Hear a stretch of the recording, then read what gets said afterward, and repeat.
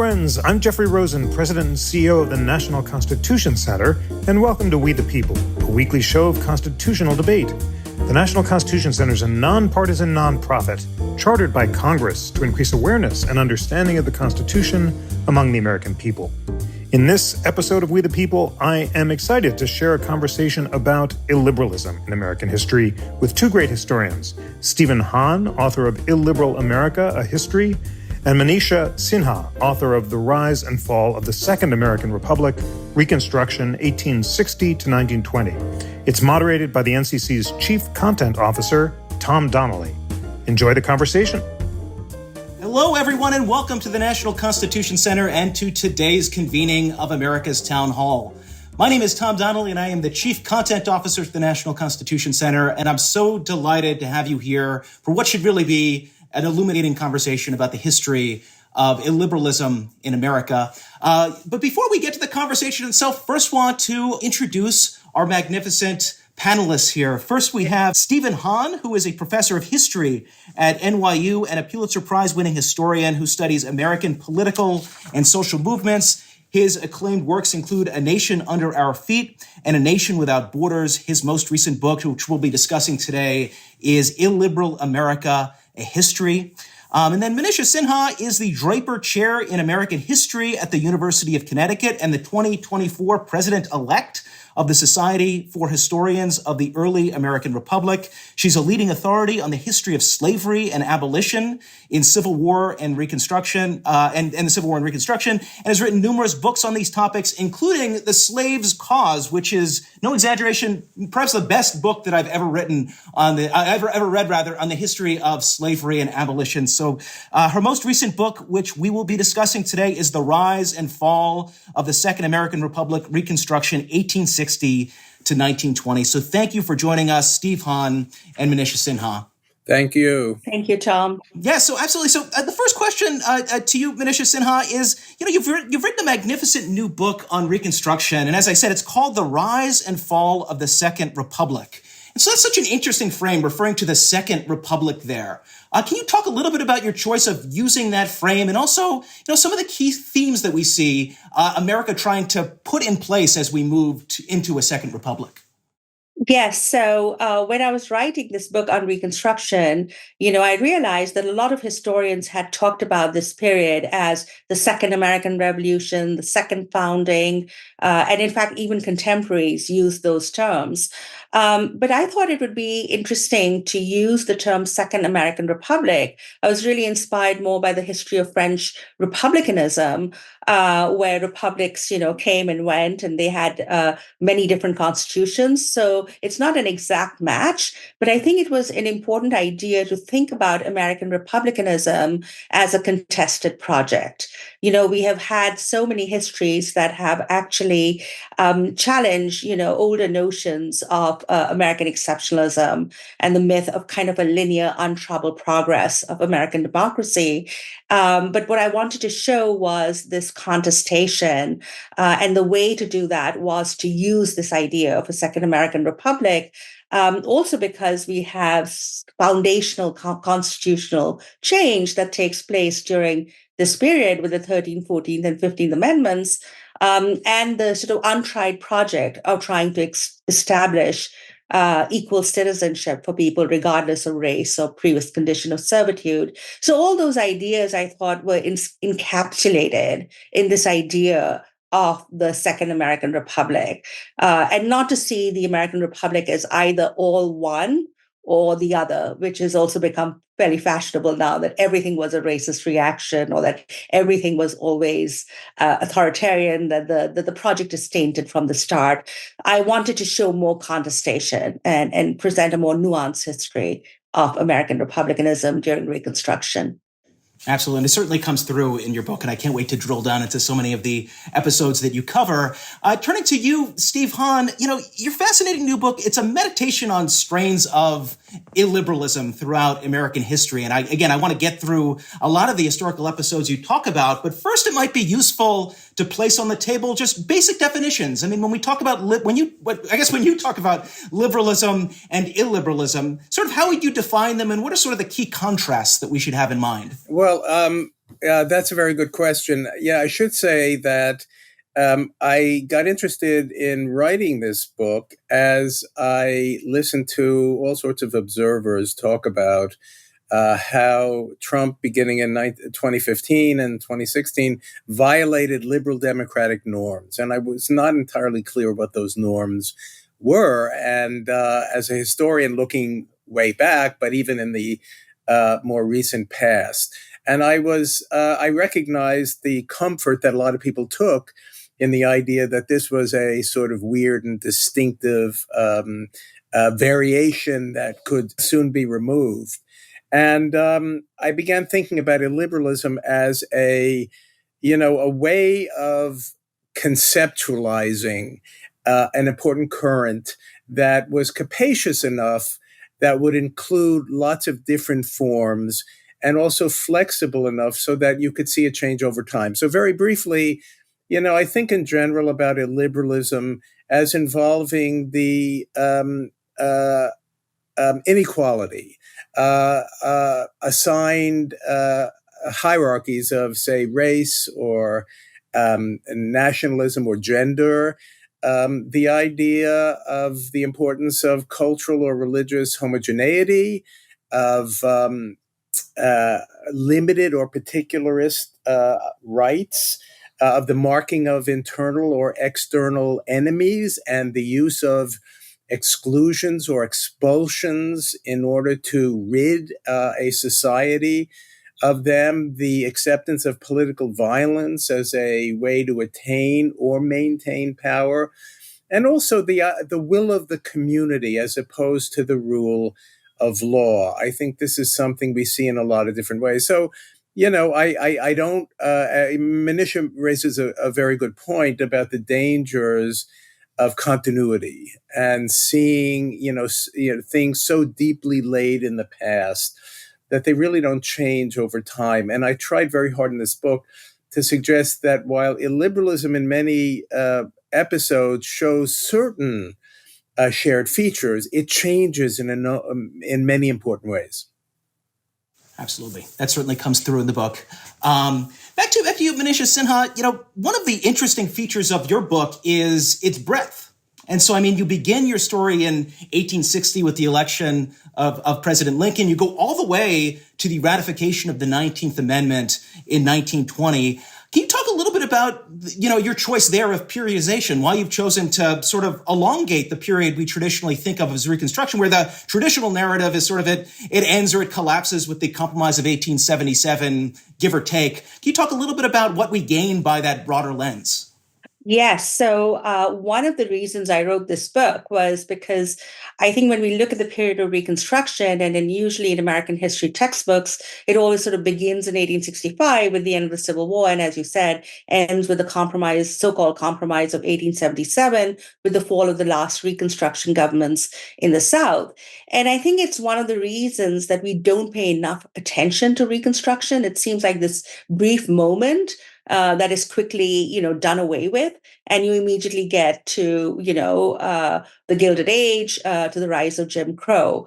And I thought, in order to really understand Reconstruction as a significant episode in U.S. history, and to think about its legacies for our own times, I wanted to stretch the chronological boundaries. I begin with 1860 with the election of Abraham Lincoln, and the refusal of some Deep South states to accept the results of that presidential election and to basically secede from the Union. That's when the first American Republic, in my opinion, falls. And you can see the germs of the rise of the new republic. I see Lincoln as the Reconstruction president mainly because of the expansion of the federal government under him during the Civil War. I see him as a wartime Reconstruction president, and I see presidential Reconstruction as sort of more identified with Lincoln and with the 13th Amendment and the establishment of the Freedmen's Bureau than with Andrew Johnson, as it is traditionally seen. I see Johnson as sort of lying outside that process. And the reason I ended it right up to 1900 and then on to 1920 with the 19th Amendment is because we all tell the story of the brief triumph of Reconstruction and its sudden demise. And I think what's really important to understand is the gradual unwinding of Reconstruction in the latter half of the 19th century and its influence on other events, both national and transnational. And so I was very interested in looking at not just the fall of those last Reconstruction governments, but the establishment of legal disfranchisement in the 1890s and Jim Crow, which is greenlit by Plessy versus Ferguson in 1896, and sort of connected to other events like the complete collapse of native sovereignty in the West, the rise of a formal American overseas empire with the 1898 Spanish-American-Cuban War. And I could have just ended there with Chinese exclusion, conquest of the West, rise of American imperialism. But I did want to end the book in a high note. And I think suffrage, women's suffrage, is a really important issue that gets jump-started during Reconstruction. The movement divides over the issue of race, actually, but comes back together in the 1890s. And then if you look at the 19th Amendment, its wording is exactly the same as the 15th Amendment that gave Black men the right to vote. So I don't see it just as a progressive era reform. I also see it as a Reconstruction Amendment. I call it the last Reconstruction Amendment. And I really wanted to trace feminist ideas about democracy. And you can see that with the rise of the social feminists in the early 20th century. You can certainly see that with Black feminists who are waging a multi-pronged sort of struggle against racial violence and lynching and Jim Crow, racial segregation. And in order to sort of include that story, I end in 1920. I end with the Reconstruction Amendment. And I think that gives us a better appreciation of some of the main controversies over democracy, citizenship, governance, and progressive constitutionalism that really starts during Reconstruction. That's great. And yet especially the back half of your book, talking about that slow unwinding of Reconstruction, is such a fascinating and tragic story that hopefully we'll get into as our discussion proceeds here. But back to you, Steve Hahn. Your story spans from the American colonies to neoliberalism in the late 20th and early 21st century. And one interesting feature of your book is that, as you acknowledge, your intention in this book is not to paint a dark and damning picture of the United States past and present. So you do have elements of the liberal tradition acknowledging the many achievements of America over time along those dimensions, while also unearthing parts of our past that are illiberal, some of them well-known, some of them less well-known. Can you just talk a little bit about, as you are approaching this book, how do you think about balancing sort of the strands of liberalism and illiberalism in such a way that you can tell a complete story of America? Right. I think that's a very good question. One of the things I was interested in doing was, in effect, decentering liberalism. Because one way or another, one of the things that's always struck me is that whether you look at its advocates or whether you look at its adversaries, of which there were many, liberalism is kind of at the center of their thinking, that this is sort of the through line. And it seemed to me that one of the things that would be important in appreciating actually the multiplicity of political currents across American history, across the Atlantic and across our own country, was in just seeing liberalism as one of a number. Certainly, Manisha's book reminds us of the really important democratic impulses that emerged unexpectedly during the Civil War era. What I tried to do, I begin the book with a chapter called The Invention of the Liberal Tradition, because one of the points I want to make is that although we like to talk about the liberal tradition as if it is deeply rooted in our past, that in fact historians didn't write about it at all until the post-World War II and Cold War era. Some of them exulted in it. Others, like Hofstadter and Louis Hartz, were actually critical. But nonetheless, they argued that it was part of a consensus view of American history. And then I go back to the 17th century and, as you say, come up to the near present. And what I wanted to do is not to pick out the darkest periods in U.S. history, or American history, even before the United States, but pick out those moments in the past that we tend to associate with the liberal tradition and interrogate them in ways that I don't think they have adequately been interrogated, and suggest the ways in which illiberalism coincided, predated, entangled liberalism at many points. And whether you're looking at the American Revolution constitutional period, or whether, as you said, we're looking at neoliberals and illiberalism of the 1980s, 90s, and early parts of the 2000s, or the last chapter, which is on specters of race war and replacement, that they involve characters that we would not ordinarily imagine as illiberal. Absolutely. Back to you, Manisha Sinha. We actually have a question from the audience here, an anonymous attendee who asked a methodological question and sort of said, like, in your research for the rise and fall of the Second Republic, what primary sources or historical evidence did you find most compelling or surprising in shaping your understanding of this pivotal period in American history? That's a great question. I have taught this period of Reconstruction for a long time. I've taught many books on Reconstruction, including Steve's brilliant book, A Nation Under Our Feet. And what struck me, and this is where I think our work, sort of overlaps a little bit here, is the presence of reactionary authoritarianism in American political history. And you can see this in Reconstruction because it's such a contested project right from the start. I mean, what Steve calls illiberalism, I call reactionary authoritarianism in the South. And the sources that really struck out to me, the ones that I think are most compelling and that I'm familiar with, and most historians are, of course, the Freedmen's Bureau records, especially the records of outrages, as they were known as that time. And then, of course, the 13-volume Joint Committee of Congress that was investigating instances of domestic terrorism in the South. Those two, I think a lot of people refer to it. They refer to certain incidents, but I don't know whether we even mined them sufficiently. There have been many books just on these issues, starting with Alan Trelease and recently with Kidada Williams. But there's so much to be seen there. And what shocked me was the utter barbarism of that kind of political violence. We are not talking about just assassinating people, which happened with African-Americans and white Republican allies, but really instances of torture, which led Robert Elliott, the congressman from South Carolina, to say, pray, who is the barbarian here? And I think, as Steve defines illiberalism as, the use of political violence to sort of get your will.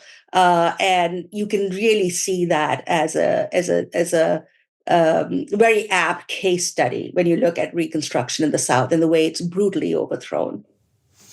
Absolutely. And I mean, I'm going to steer our conversation now, squarely into the Second American Republic and both its rise and especially its fall. I want to unwind it. Sort of to tee up that transition, though, Steve, you have these wonderful chapters that are on sort of the founding and into Jacksonian America. And I wonder if there are any strands that you'd want to pull out that help sort of feed into the conversation we're going to have about the Second American Republic. Any key strands of illiberalism that you think are important to contextualize that conversation? Well, let me just mention a number of things. One of the things I think we overlook in terms of American political culture is anti-Catholicism, which was very, very powerful and was very much part of the kind of republicanism that was embraced. Along with that is not only, an attachment to monarchy and other forms of hierarchical authority.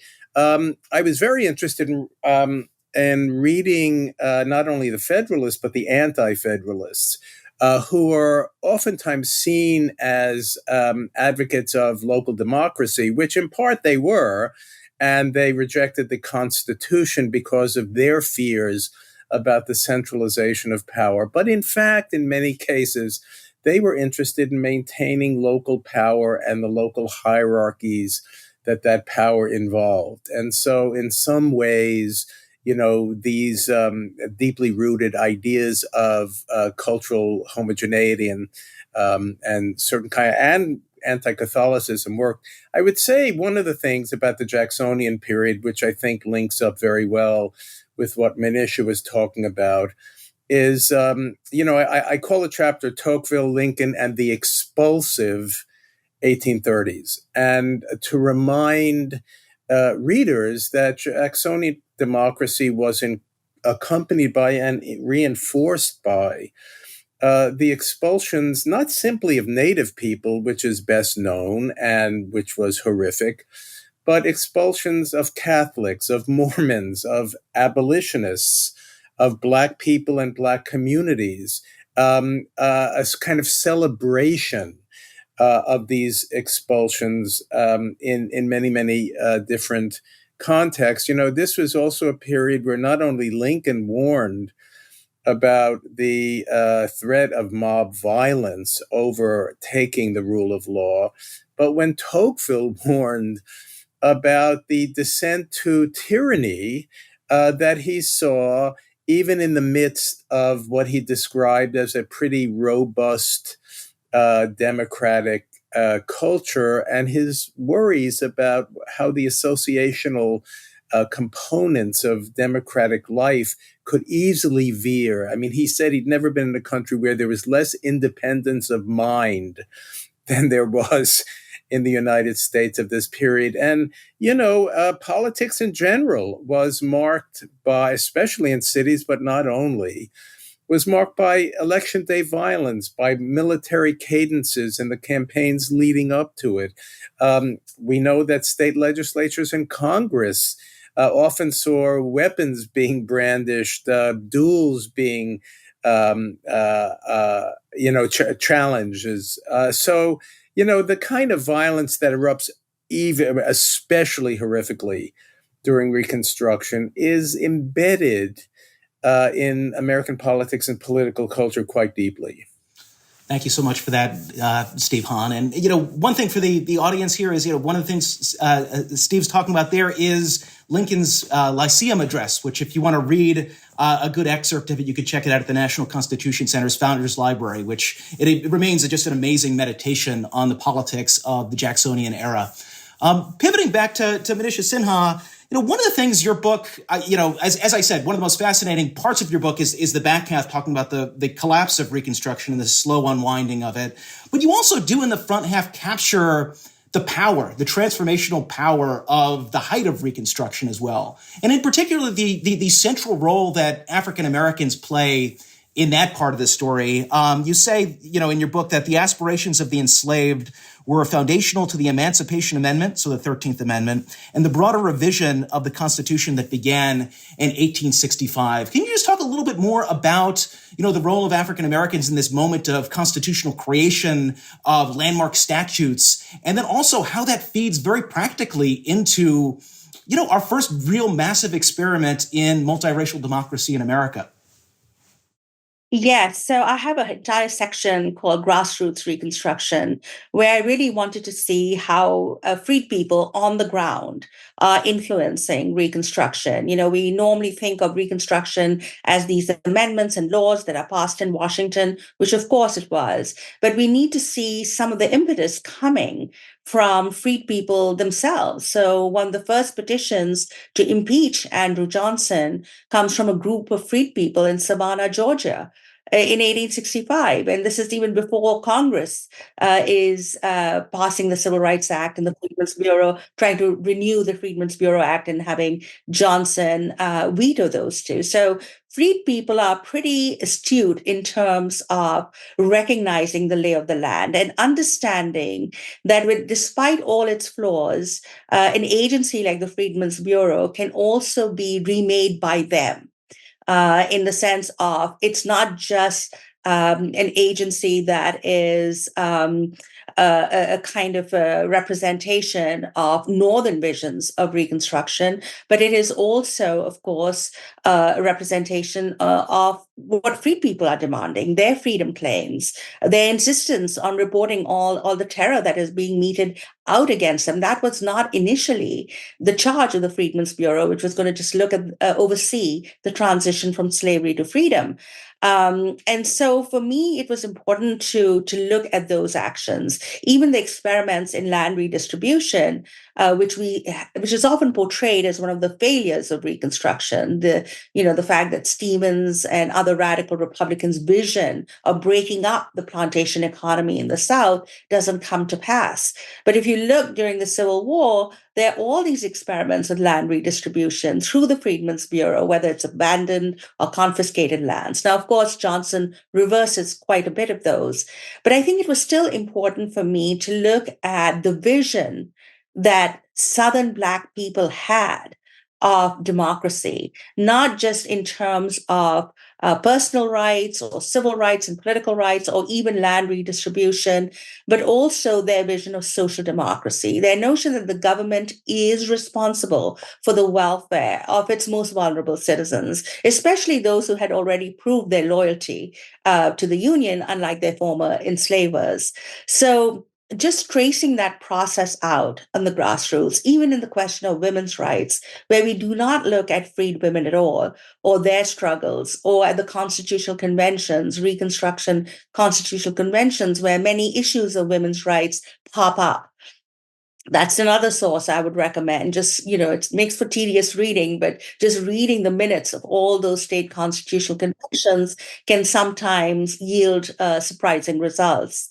And that is, the reason why I wanted to think of Reconstruction as a two-way process. It's not just as we think of emancipation as not just a gift handed to Black people, but we look at the ways in which African Americans enacted their own freedom and push the process for abolition and later on for Black rights forward. And the reason why this is so important, of course, is it's pushing at the boundaries of American democracy and what was understood as the basic precepts of American republicanism.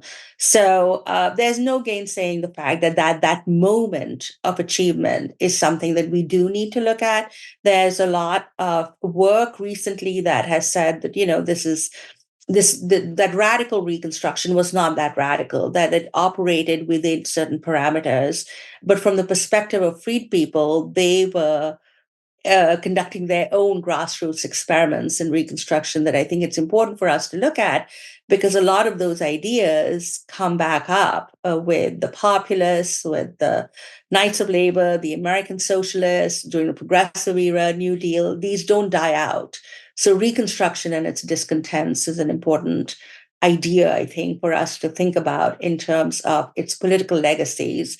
One of your questioners was asking about Grant and the enforcement acts in South Carolina to stamp down the Ku Klux Klan. And yes, the Department of Justice is formed in 1870.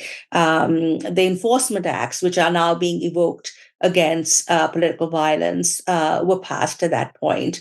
And I think it's important to trace some of those political legacies, how anti-big government rhetoric, or what we call today political conservatism, that is born during Reconstruction, more expansive notions of government's role in society and economy in terms of correcting disparities.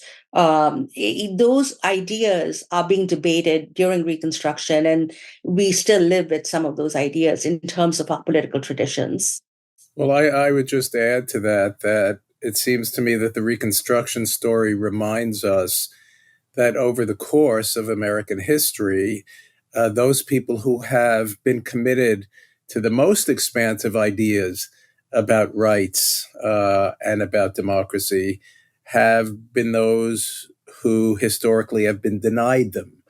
And, in some ways, we need to recognize that insofar as we do value the idea of widespread civil and political rights and the aspirations for democracy, they're the ones we have to thank because they have fought for it not only in the middle of the 19th century and helped bring about our great revolution, but continue to fight for it to the present day.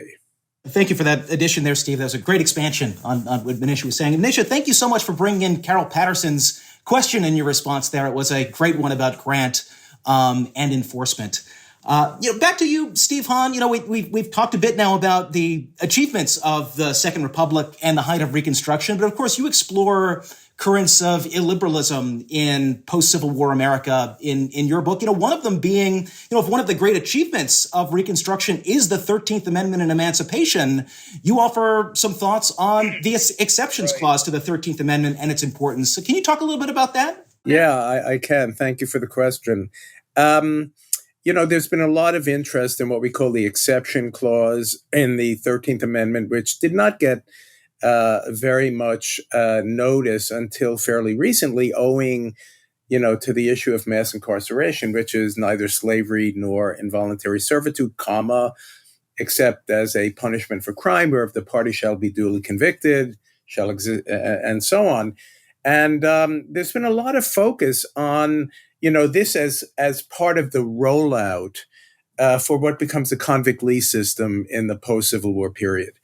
But I think it's important to recognize that convict labor was widespread in penitentiaries in the Northeast and Middle Atlantic and Midwest well before the Civil War.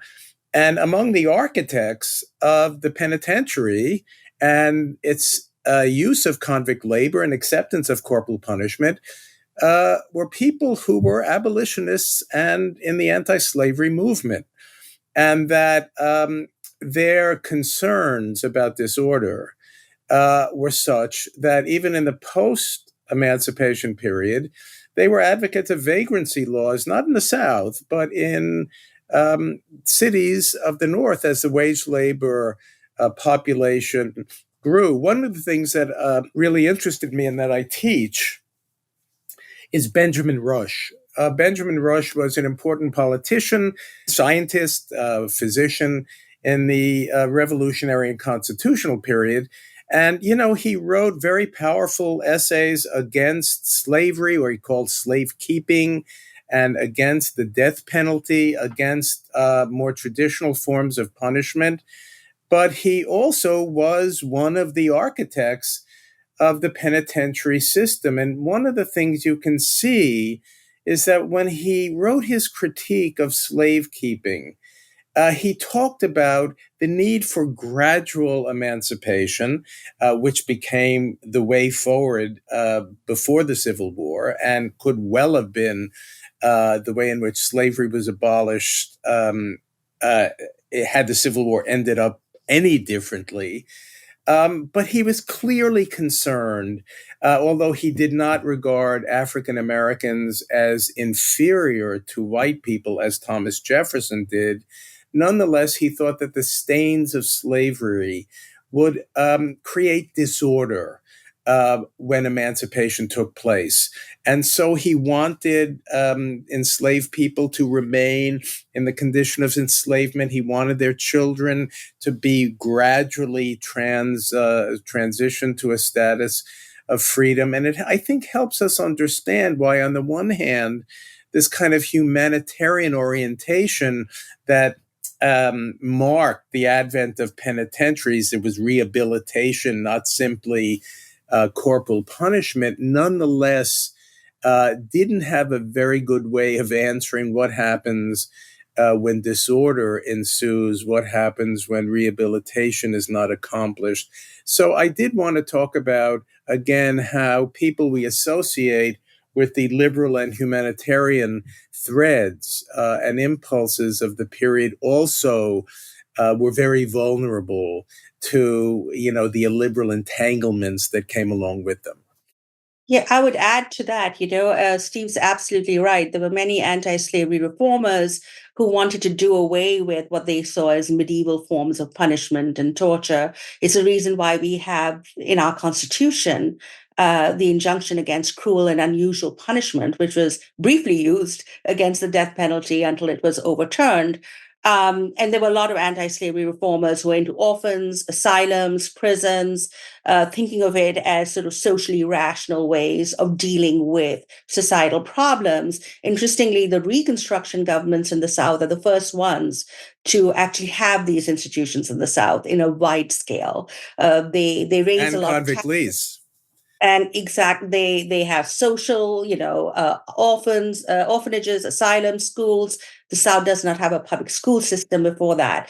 But of course, there were radical abolitionists who were rather critical of this too. I mean, Garrison is kind of interesting because he's always seen as so sort of way to the left, but he was not only critical of the death penalty and its differential application against Black people in the North, but he talked about, he said, why are the prisons in Massachusetts overwhelmingly Black when their population is so little in our state?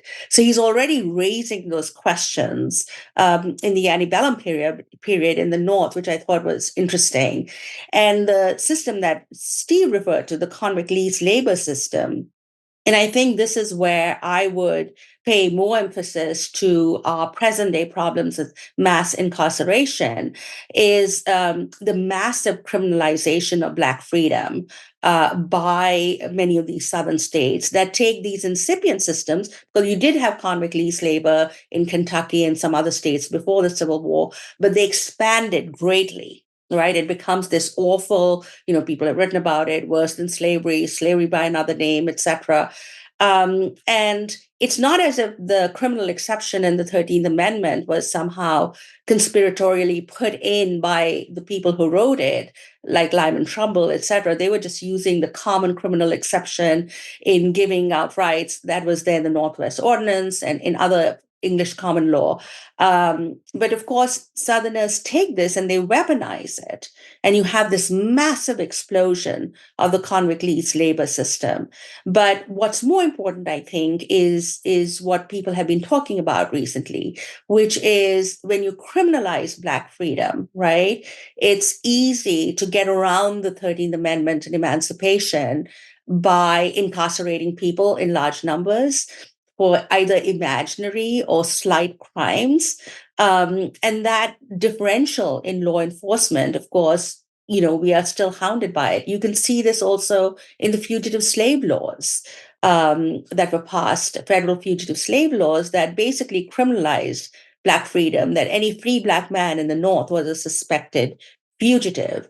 So that, as Steve points out. I would say that it's important for us to see mass incarceration of the late 20th century as a distinctive phenomenon. Nonetheless, everywhere you look before the Civil War in the northern states, penitentiaries were dominated by the forced labor of inmates, usually organized by private concerns.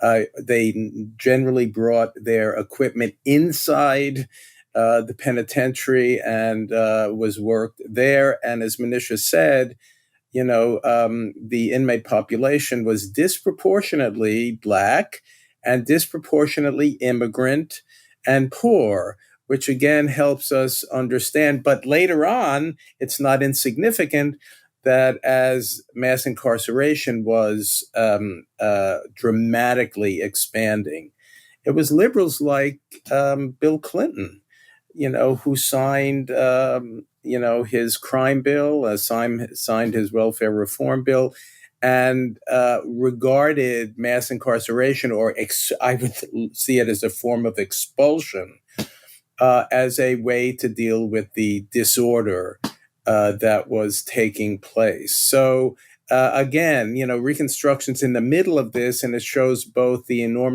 incredible possibilities that existed and where the impulses for those possibilities are coming from, as well as, I think, as Manisha puts it, we're wrong to think about the failure of Reconstruction.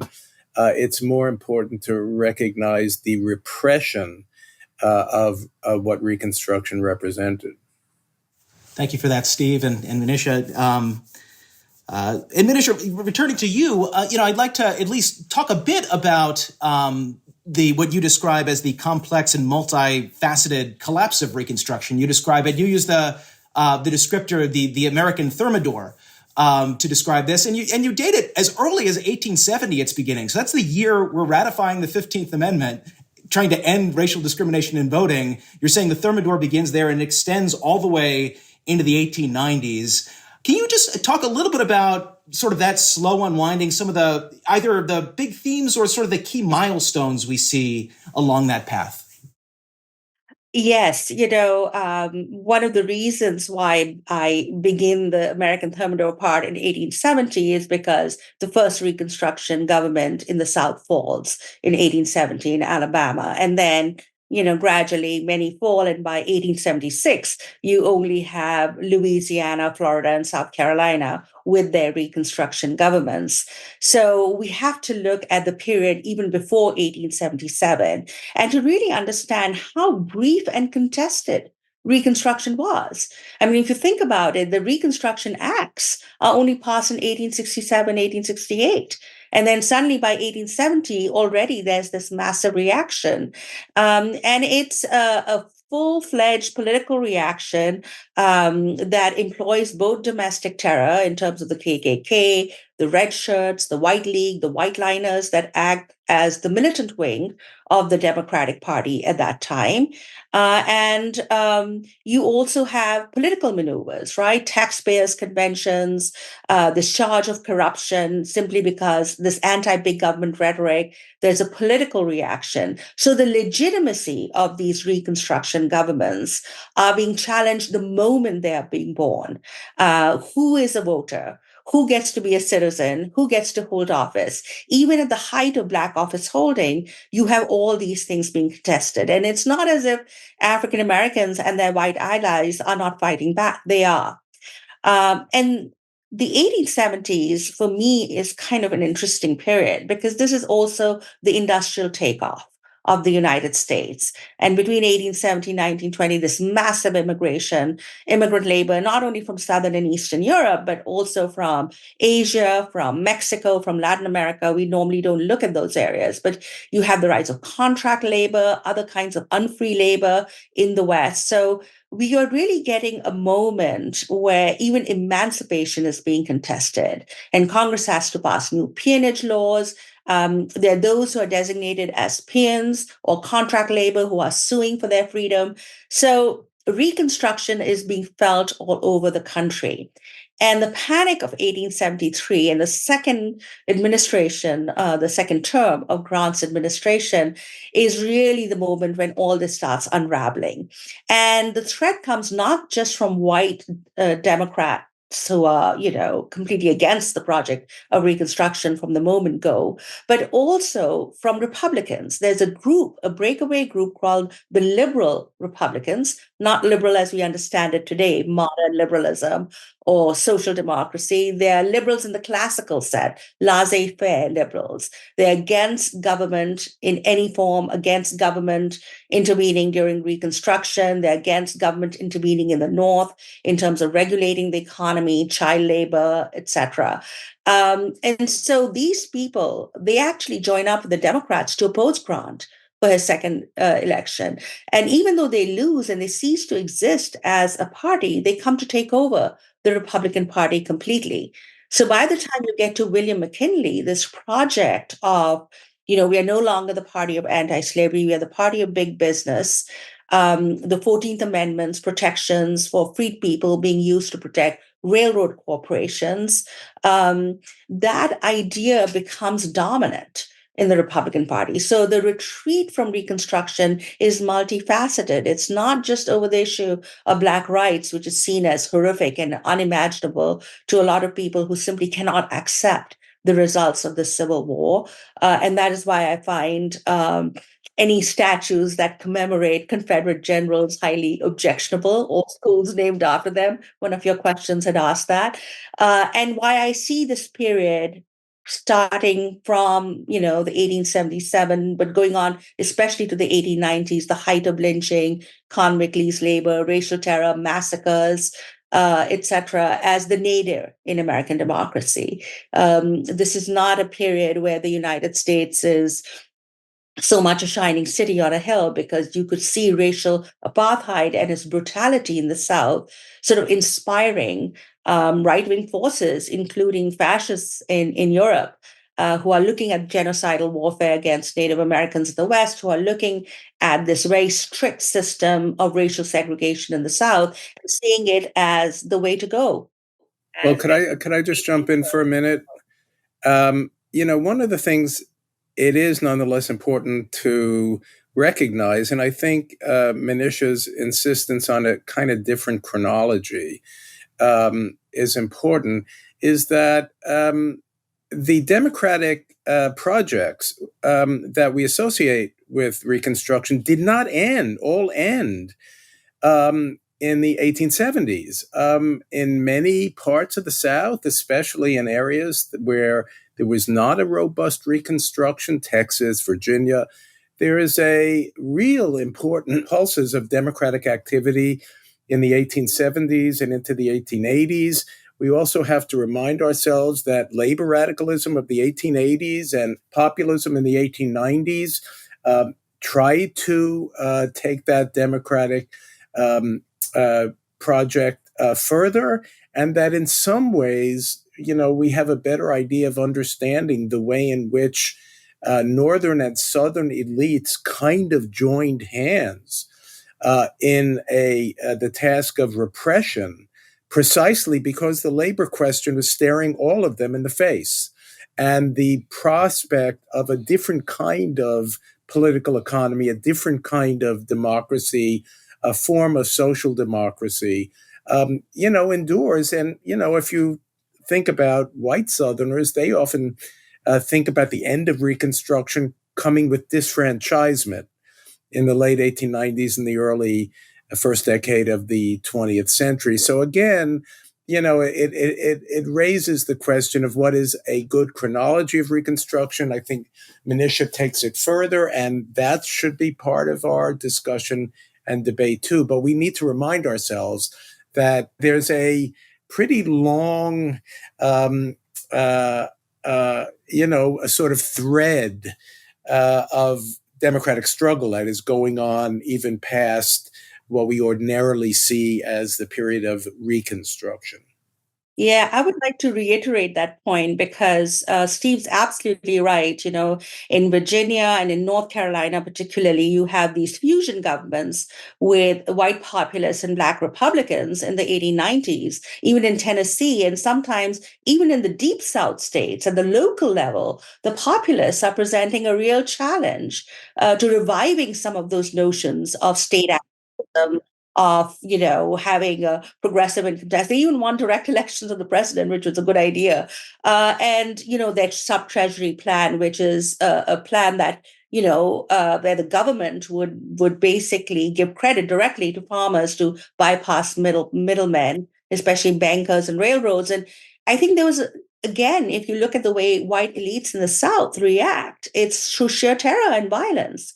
So if you look at the Wilmington Massacre of 1898, I mean, it replicates, because they see it as a real threat, because these guys politically are really, and I'm thinking back to Steve's first book. I end Illiberal America with a really dramatic local case in a county in Texas, where a more than 2-decade experience of biracial politics that managed to endure all sorts of efforts to undermine them, even when they were populist at one point, even when the Populist Party went down to defeat nationally and even in the state of Texas, they endured. And it only ended when the White Man's Union was organized in 1900, and they gunned down the whole populist leadership, beginning with the Black leaders.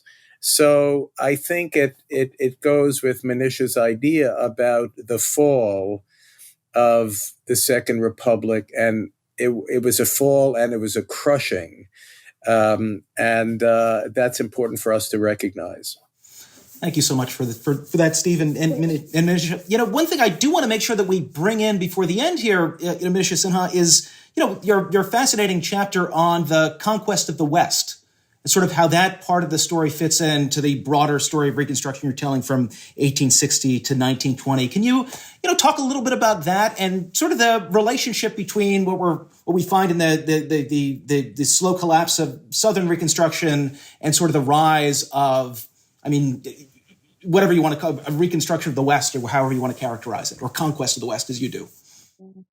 Yes, just as I say that Reconstruction history is women's history, we can't afford to ignore Native American and Western history while talking about the history of Reconstruction. And Western historians have come up with this notion of the Greater Reconstruction, where they talk about the expansion of the nation state, the reconstruction of the South, and the reconstruction of the West as similar processes, a consolidation of the nation state.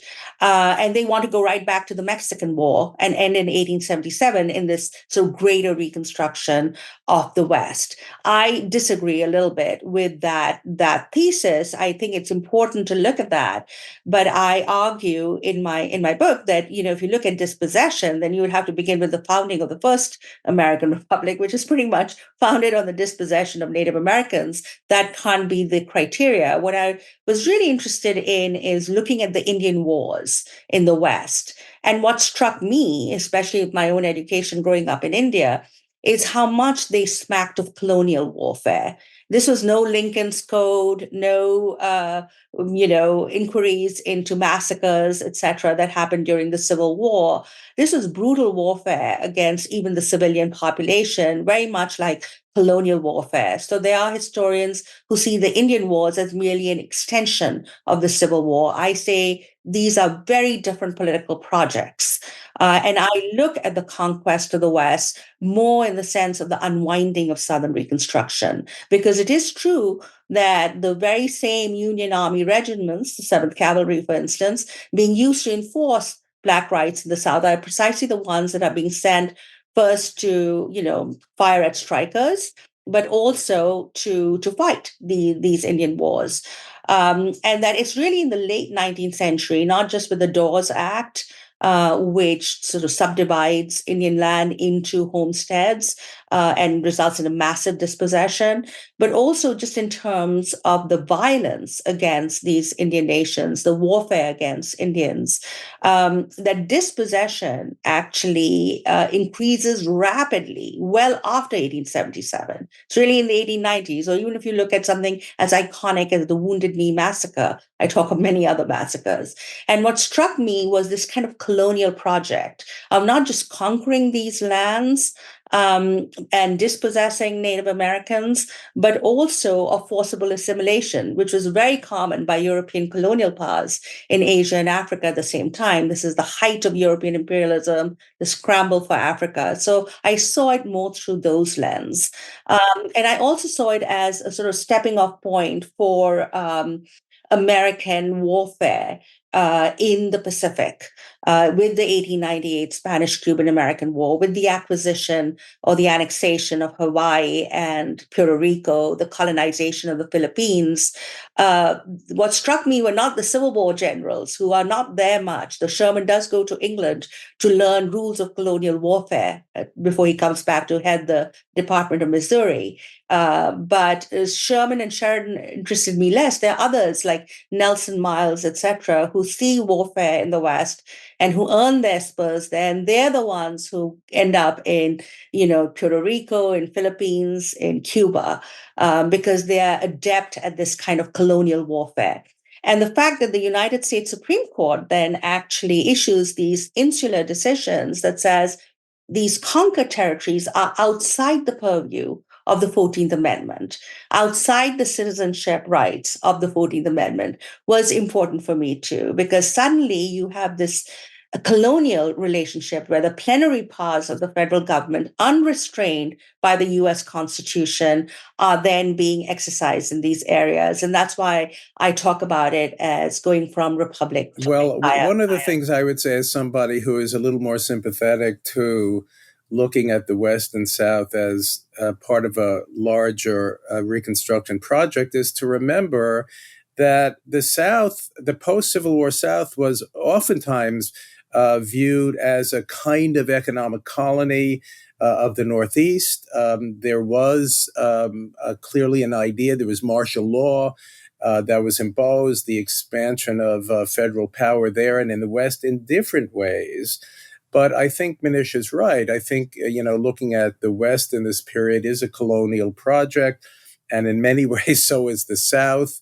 And it is a springboard because the soldiers who were fighting Indian wars in the West end up in the Philippines with people like Nelson Miles, who also spent time putting down labor unrest in the early 1890s in the United States.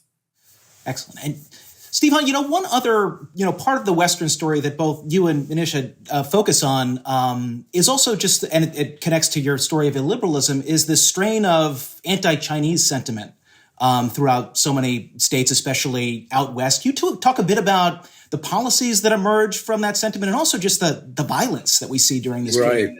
Well, I mean, this is, again, part of the story of the 19th century going back into the early period, the marking of Chinese men mostly, but women to some extent, as, over the borderline of humanity and decency, and therefore subject to whatever sort of retribution might be meted out to them. Anti-Chinese violence is just horrific. In the latter half of the 19th century, both before and after the Chinese Exclusion Act of the early 1880s. And this is, it's important for us to recognize that anti-Chinese sentiment and violence, it has a bipartisan character to it. And even, it crosses over people like Henry George, who, in other ways, is an important exponent of the anti-monopoly tradition and of labor radicalism, was himself an advocate of Chinese exclusion and hostility. So I think that's really, an important thread that runs through a lot of U.S. history. I mean, Chinese were not Christian. They were not white people. They were from an area of the world that was not known. In so many ways, they kind of fit into the crosshairs of illiberalism, both at the grassroots and at the top.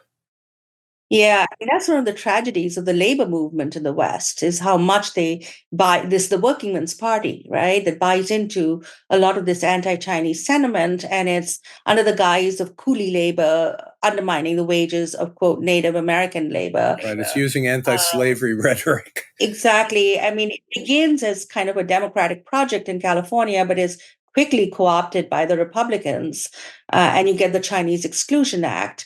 But I see this all as part of this sort of imperial framework of seeing the Chinese as so foreign and unassimilable that, there was even the progressives of that time found it difficult. And I think that's one of the tragedies of the fall of Reconstruction. You see it in the suffrage movement, you see it in the labor movement, you see it in the progressive movement itself, is that once that project of the interracial democracy is gone, the language that even progressives are sometimes using are racially exclusionary and loaded.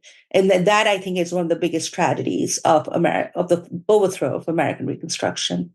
Thank you for that, Manisha. Maybe one final question to you, Manisha Sinha, to end on the same note you end your book on, which is the idea of the 19th Amendment as the last Reconstruction Amendment. Can you talk a little bit about your choice there and why, that's where you decided to end the story of the Second Amendment, the fall, the rise and then fall of the Second American Republic? Yes, I wanted to explore this idea of progressive constitutionalism. There are a number of questions that you've gotten from your audience about the Constitution, the role of the Constitution, and we are all worried today about, what are some of the fixes that we can put that would prevent, for instance, the tyranny of a minority. You've had a strong constitutional thought going right back to Calhoun that talked about citizenship as an exclusionary idea.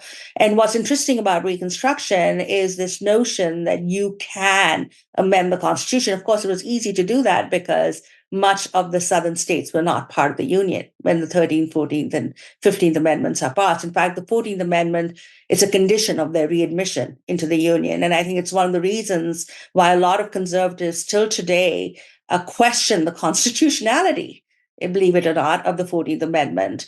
So I think this idea of progressive constitutionalism was an important legacy of Reconstruction. It's what the suffragists ran with. Initially, the idea was to have a 16th Amendment that would give women the right to vote. Unfortunately, the suffrage movement does divide over the issue of the 15th Amendment. A lot of suffragists, especially Stanton and Anthony in a more expedient way, are pretty elitist. And Stanton clearly says, why should I, not an educated daughter of the Republic, have the right to vote when you're giving the right to vote to Sambo, which is freed people, Young Tung, by which she means Chinese immigrant men, Patrick, by which she means Irish immigrant men, and Hans, German immigrant men. That these men who are not educated in the traditions of American republicanism are getting the right to vote, and I am not. And that elitism feeds into a kind of a racism within the suffrage movement, especially when Southern white women start joining them and they started having segregated conventions and they start sidelining Black suffragists and their concerns about racial violence. And this is, I think, a tragedy for American feminism, that the old intersectional vision of the American abolitionist feminists who always interconnected Black and women's rights is kind of gone until the social feminists like Jane Addams, etc., bring it up. And so I wanted to tell that story because it's a story about American democracy and constitutionalism stemming from Reconstruction, but also thinking about feminist notions of the state, notions of gender democracy. Those things are also important for us today. The controversy over introducing the word male into the U.S. Constitution with the 14th Amendment, the suffragists like Stanton said that, once you have that, it's not going to go away for another 100 years.